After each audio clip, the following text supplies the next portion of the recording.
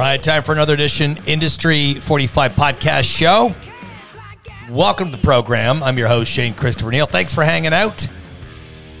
Industry 45 podcast show available Giant TV Niagara on YouTube. Please subscribe there. Also, just a reminder, the quick spins, the shortened versions of the podcast are always available each week. I post them up on social media.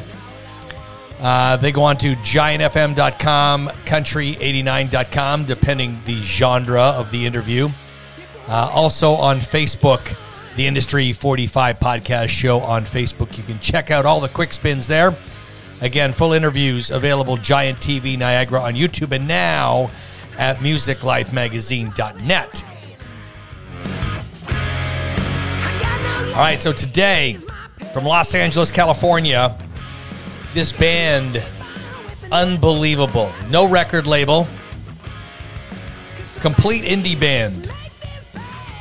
And get this, the song you're listening to, When I'm Gone, it topped the Billboard Mainstream Rock Song chart. The first unsigned band ever to do that. Unreal. The band's called Dirty Honey. Marc Labelle joins me. As mentioned, from Los Angeles. He's actually from upstate New York. We'll talk a little bit about his failed hockey career as well. But the songwriting process of Dirty Honey, about this song you're listening to, When I'm Gone. They got a brand new one out called Rolling Sevens. We'll touch on that as well. And March of 2020, the band was supposed to be in Australia recording a new album. And right now they're doing some pre-production via Zoom. So we'll talk about that as well. Marc Labelle, cool dude, great hats, cool fashion. That conversation and more coming up. Industry 45 podcast show.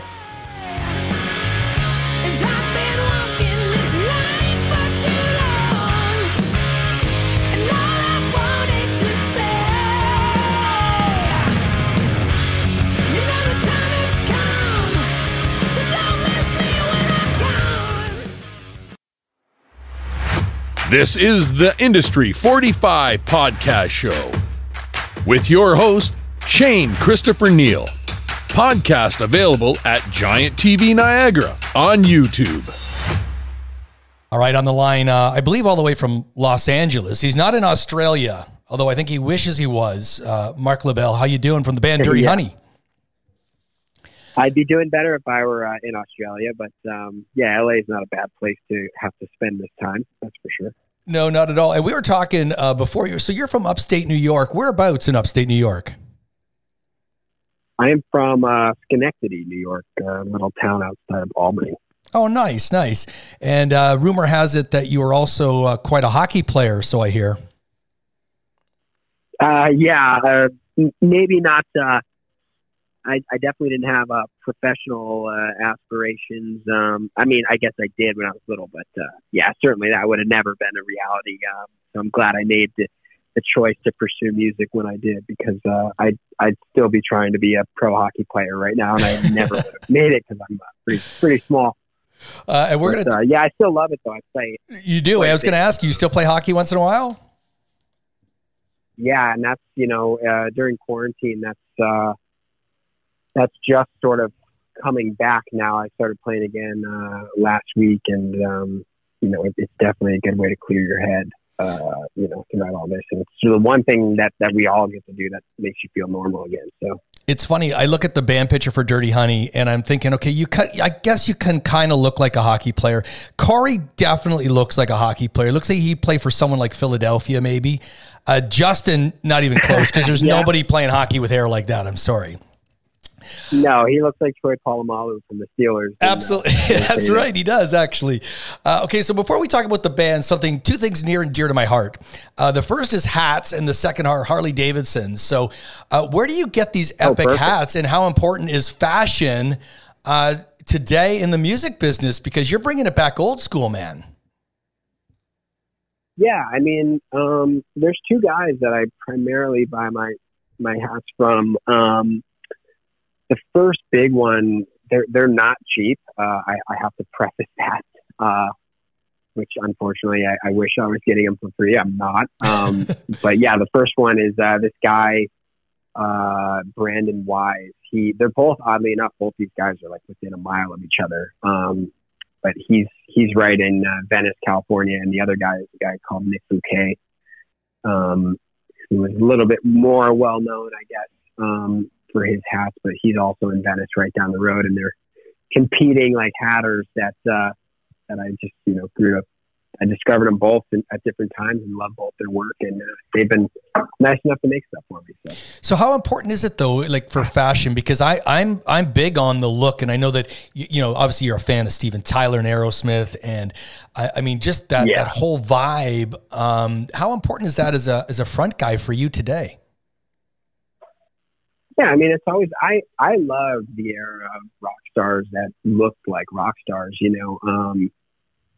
And that's not to say that I didn't love, like Soundgarden and Pearl Jam and Nirvana, where they sort of more looked like the roadies of the day than like a David Lee Roth showboat sort of personality. And I think the middle ground for me is more like the Robert Plant, Steven Tyler type frontman, with in terms of their fashion. That's sort of what I like to channel, that idea. It's a little less, it's definitely not 80s, but it's kind of a subdued, cool, like, they got a look that's kind of unique to their own. And I think that is important. I love all that stuff, and I love fashion, and I love hats, obviously. So, it's definitely a big part of my, personality. It's funny because before I ever heard Dirty Honey play anything, I saw a photo and then I saw a video. And to me, who's 51, the first thing that captured me was the presence of the band. Now, the band is epic, so that's a bonus, but it definitely was something that captured me, and just the look that you guys had. But let's move on from that to the music, because that's what's really important here. So tell me, the beginning of this band obviously wasn't that long ago, but I'm sure you've learned a lot in a short period of time. What are some of the lessons, though, over the past few years that you could pass on to somebody? This is kind of a music industry show, and you guys have done so well for an indie band. Sure. Maybe what are some of those lessons? I think, it's funny that you're just saying that you do a lot of stuff with rock and roll and country. And I heard Chris Stapleton, talking on Howard Stern about how there's nothing that can replace the hard work that he's put into with songwriting. And he would literally just be at his office in Nashville trying to collaborate with other songwriters, and he would try and crank out a couple songs a day, at one point in his life. And, when you put in that work, there's nothing else that can really replace it. And, that's obviously a huge piece of the puzzle, and hard work, not only with songwriting, but trying to get your name out there and promotion. You have to do all that stuff yourself, especially early on. And yeah, there's really no replacement for just good old fashioned hard work. And obviously you have to have talent to go along with it, and you have to have something that's unique, or, filling some sort of musical void in the musical landscape of the time. And all those things kind of come together and create success. And you got to be lucky as well. And, but the one thing, it sounds like a cliche, but it's got to work really hard. And people don't really hear about our struggle early on or anything like that. And, some people might look at us and see an overnight success when really it was, a couple of years in the making. Sure. Getting to this point. So on the songwriting side of it, you've got some really catchy tunes. And I was watching something on YouTube. You're playing acoustically, and it came to my thought that, do you write songs acoustically and then turn them into, the electric version, or do you just write them as the electric version, and when you have to dummy them down, you do that? Because there's different ways to write songs, right? What's your process? Yeah, it's kind of a case-by-case basis, right? If like When I'm Gone, for instance, that was just a riff that came to us with, in an electric atmosphere, not, wasn't an acoustic thing. And, from the moment I heard that riff, I was like, wow, it's a great riff, and now we got to build around it somehow. And that honestly took a couple years to really dial that into what it became. There were different choruses at one point, different lyrics. I mean, that song had a whole different meaning. But then like something like Down the Road, that was an acoustic thing that I drummed up. It's kind of strummy, and, you can kind of hear where the catalyst of that was with an acoustic guitar. And then other times, you just write something in the room with everybody where it just all happens in, the course of an hour. And all of a sudden you have a song like Rolling Sevens that, just came out of nowhere one day. But yeah, the one that probably took the most work was Heartbreaker. I think we wrote a couple of different variations of that song. Justin had this riff, and we would play it acoustic, we would play it electric, and it never really seemed to work until we got the tempo right. And then a couple nights before we went to Australia, I rewrote the whole thing, all the melodies and lyrics, and I still have a voice memo where I sort of caught on to what the chorus is now, and I was like, I think that's pretty good, and I say it in the memo, and it's fun now to think back in that time and go to a show and hear 1,000 people or whatever singing the chorus to that song that I just drummed up in my room alone one night at like 4 a.m. It's a pretty cool thing. But again, it goes back to the hard work. It was not an easy road coming up with what that song became. How important is it too to keep all the different pieces that you're writing for songs? Because I've heard you say too that you write some things and they may not fit for this song, or the melody might not work, or that particular part of the guitar you're playing might not, but you keep them around because you never know when you might have to use them somewhere else, right? Oh, totally. I mean, there's riffs that have been around for years that are great, and they just haven't had the other pieces of the puzzle come together. And when I'm gone, that was the chorus, all I wanted to say. That was another chorus from another completely different song that was very like Black Crowsy that we had. And it was in a different key. And I remember saying to John one day, I was like, I'm thinking about taking this section from this song and throwing it on to When I'm Gone. What do you think? And he's like, that sounds great. And, it just, that happens a lot. You have all these, when you have great starts and, you can start figuring out this little map, musical map, and put things together that start to make sense. And it's a long, arduous process. So I'll tell you. So when you started, was your goal to capture a record deal? I mean, you're in Los Angeles, and you've got some great songs. And When I'm Gone, obviously a top Billboard Mainstream Rock, unbelievable. I think that's the first time an unsigned band had ever done that. Were you searching for a record deal? And are you still, or does it really matter to you at this point? Because let's face it, you've been on big tours, big festivals. You're getting radio play. Eddie Trunk loves you. You've got everything going in the right direction. Trunk is the man. I love Eddie. Everything's going in the right direction, and you don't have a record label. No, we don't. And, it was important. Probably when I first moved out to LA, that was still sort of the thing to do. And then, our manager played a big part in that, he ran labels. He ran Capitol Records. And I always say that the people that were at labels that were really smart got out of the label business, right? Absolutely. They moved to management, or they moved over to Live Nation or something. They saw the trends, and you want somebody in your corner that's able to, sort of see the future of the business and where the business is trending towards. And, he's definitely that guy, and he's an unbelievable marketing line. And when we started getting record deal offers, and there were plenty of them, he would look at them with us and he'd go, what do you guys want to do? Like, I just don't think this really makes sense to do. You're going to lose a lot of creative control. You're going to, why would we do this? What do we need this for? You got me. He's like, I ran labels for years and nobody knows how to run a record label better than me. So, why don't I just do it? So like, hell yeah, man. I love. So you're talking about Marc here, correct? Yes. Yep. And is it his brother Nick who's your producer? His brother's Nick, who is the producer, yeah. Right, out in Australia. So he did your first EP and apparently was going to do the second album this March, but it hasn't happened yet. Although I do see that you guys have done some pre-production via Zoom with him. And what's the status right now of Dirty Honey and new music? Yeah, we're doing some pre-production stuff right now, which wasn't too dissimilar to how we did pre-production before we went to Australia the first time. So it's not that different. It's just there's a little bit of uncertainty right now as to like when we're going to be able to get into a studio, hopefully with Nick in person, because that's really an ingredient that you can't get around.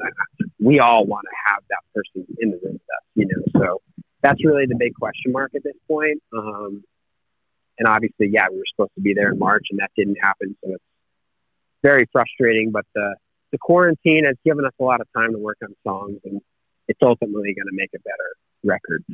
There's no doubt about it. And become a better hockey player too. So what is Nick? I mean, hopefully. I'm sure Nick has taught you a lot, but if you had to pick something specific, one or two things that he has done for your band to really catapult them, what would it be? Just his attitude, the way he works with you, how he changes stuff, what he gets out of you? Like, what has he done to help you guys along? Yeah, he's really a master in knowing when to like kick you out of the studio, like when your job is done, when you're, there's oftentimes, especially nowadays, it's so easy to edit yourself on a computer that, he's got a really good ear in making sure you don't over edit yourself or over perfect your, performance that you lay down so that, it still captures that live feel that, you're going for as a rock and roll band. All those great bands that I loved growing up, they captured performances in a room. And Joe Walsh has a famous quote where he said, if we had Pro Tools back when we recorded Hotel California, we'd still be recording Hotel California today. And I'm like, yeah, it's so true. You can totally go too far down that rabbit hole. So he's great with that sense and just knowing like when you're done, get out of the room, you did it. Stop thinking about it too much, and he understands nuance really well. Just he was great with me and telling me like how long to scream, at one point, or when to lay the rasp on in my voice, or when to like sit back on things a little bit more and give it a little more like R&B feel.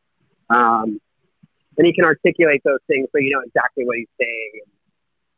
And, it really helps. It really helps capture these subtle things that make a big difference in the recording. I've heard you say a few times, performance over perfection. And I agree. And I could tell when I see you guys play, when I watch live video, that you're a live band. You're like and I say that about Aerosmith and you mentioned the Eagles and so many others, the Rolling Stones. Like those to me are performing bands you need to see live. So damn it, we need to see you live. We need to get through all this so you can come to Canada and play. Last thing we'll talk about, because I know you're a busy guy. We were supposed to be up there in the spring, man. Well, see, we need to make this happen soon. Rolling Sevens, let's talk about that finally. So that's the new song that's out.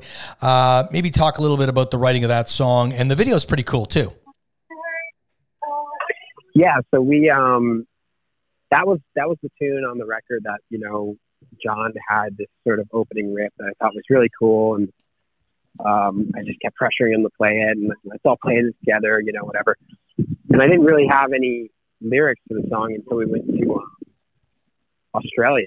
We just had this music, and I knew I was going to be sort of singing along with the riff during the chorus, and didn't really know what I was going to be saying though. It was very Steven Tyler what I was doing when I would get to the chorus, and it'd just be like, yeah, and it didn't make any sense. We just knew it sounded cool.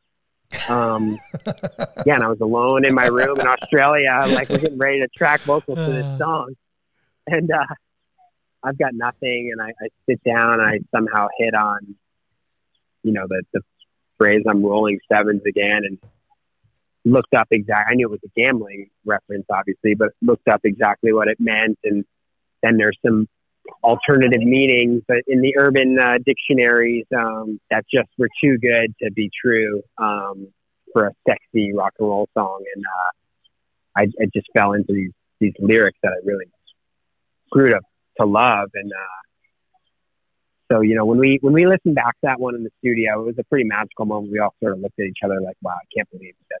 It was pretty crazy. Yeah, and then we shot this video with go ahead. No, go ahead with the video. Yeah, it was a great video.